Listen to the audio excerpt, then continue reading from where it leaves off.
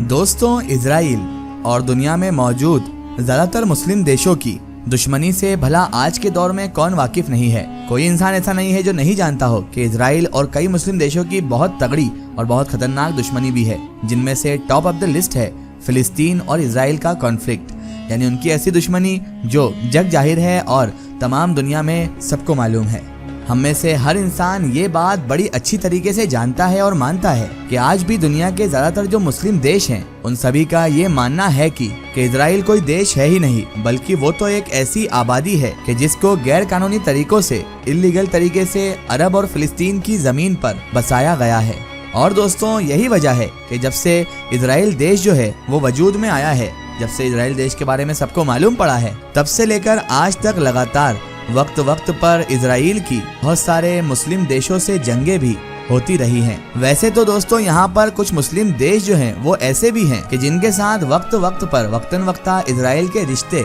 बहुत ही ज्यादा नॉर्मल भी रहे हैं, अच्छे भी रहे हैं। मगर अगर आज हम बात करें इराक देश की, तो दोस्तों शायद कोई ही ऐसा वक्त गुजरा होगा, कोई ऐसा लम्हा गुजरा होगा कि जब इजराइल और इराक को आपस में एक दूसरे के साथ देखा गया होगा। वरना हमेशा से ही इन दोनों को आपस में, यानी इजराइल और इराक को आपस में एक दूसरे का बहुत बड़ा दुश्मन ही माना जाता है। और दोस्तों, अगर खास तौर पर, बिल्कुल स्पेशल तौर पर बात की जाए सद्दाम हुसैन साहब के दौर की, तो सद्दाम हुसैन के दौर में तो ये जो दुश्मनी इजराइल और इराक की है, ये और घातक रूप ले चुकी थी। यानी उस दौर में तो इराक और इजराइल आपस में इतने घातक और खतरनाक दुश्मन हुआ करते थे कि जिसकी कोई मिसाल भी हम नहीं दे सकते कि कोई देश ऐसा हुआ होगा। वैसे तो हमें पूरी तरह से उम्मीद है कि आप में से लगभग सभी लोग सद्दाम हुसैन को पहले से ही बड़े अच्छे तरीके से जानते होंगे, और नहीं जानते होंगे तो हमारी कई वीडियो सद्दाम हुसैन के ऊपर बनी हुई है, आप जाकर वो वीडियोस भी हमारे चैनल पर देख सकते हैं। बहरहाल वीडियोस तो आप देखेंगे ही, लेकिन फिर भी हम आपको बताते चलें कि सद्दाम हुसैन मुसलमानों के उस लीडर का नाम था, उस शख्स का नाम था कि उन्होंने न सिर्फ इराक पर एक लंबे समय तक राज किया था, बल्कि साथ ही साथ ये इतने ज्यादा ताकतवर भी थे, इतने ज्यादा शक्तिशाली भी थे कि इनकी गिनती उस दौर में दुनिया के सबसे ताकतवर नेताओं में की जाती थी। जी हाँ दोस्तों, बल्कि आसान लफ्जों में तो दोस्तों हम ये भी कह सकते हैं कि सद्दाम हुसैन को पिछले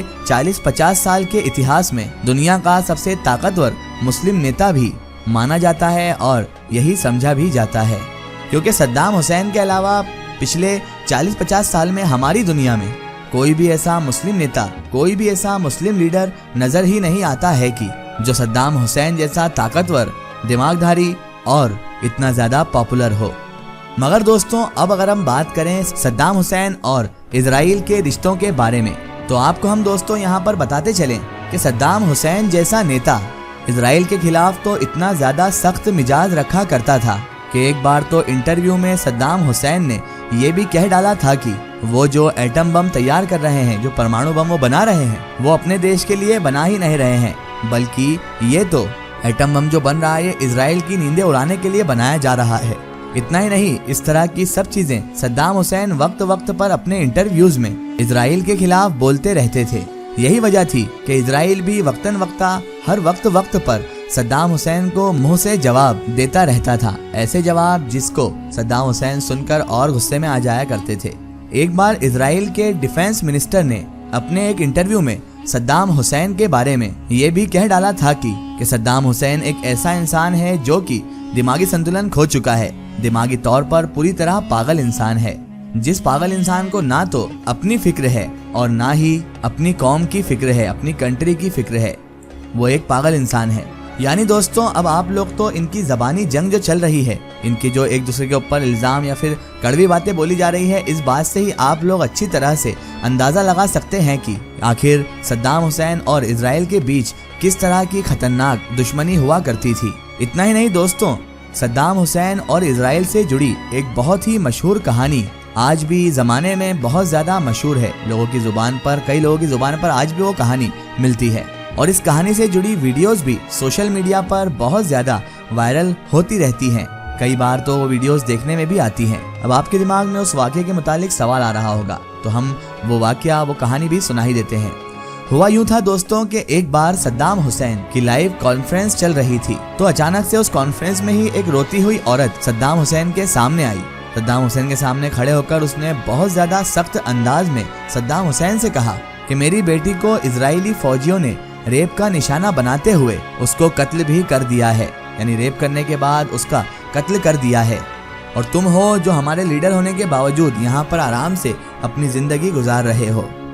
तुम हो जो हमारे लीडर होने के बावजूद अपनी जिंदगी बड़ी ऐशो इशरत से गुजार रहे हो, बड़ी अय्याशियां कर रहे हो, मगर हमारे ऊपर हर रोज जुल्म सितम के पहाड़ तोड़े जा रहे हैं, हम पर इतना ज्यादा जुल्म किया जा रहा है। दोस्तों, वो औरत इतना कहकर यानी यहीं पर नहीं रुकी, बल्कि उसने आगे सद्दाम हुसैन से ये भी कहा कि हर दिन हमारे घरों पर आकर इजरायली जो फौजी हैं हमारी आंखों के सामने हमारी माँ बहनों को उठाकर ले जाते हैं और बाद में उनके साथ जबरदस्ती कर उन्हें कत्ल कर सड़कों पर फेंक दिया जाता है। हमारे छोटे छोटे बच्चों को भी सड़क पर घसीट कर मार दिया जाता है, खत्म कर दिया जाता है। क्या तुम्हें एक लीडर होने के नाते उन औरतों, उन बच्चों, उन बूढ़ों की कोई भी चीख सुनाई नहीं देती है कि जो लोग हर दिन इजरायली फौजियों की गोलियों का निशाना बन रहे हैं, हर दिन अपनी जानें गंवा रहे हैं?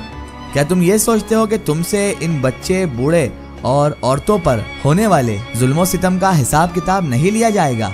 उस औरत के इन सख्त अंदाज में कही गई सारी के सारी बातों को सुनने के बाद सद्दाम हुसैन की आंखों से फौरन ही आंसू गिरने लगे थे। वो फौरन ही इनकी बात सुनकर रो दिए थे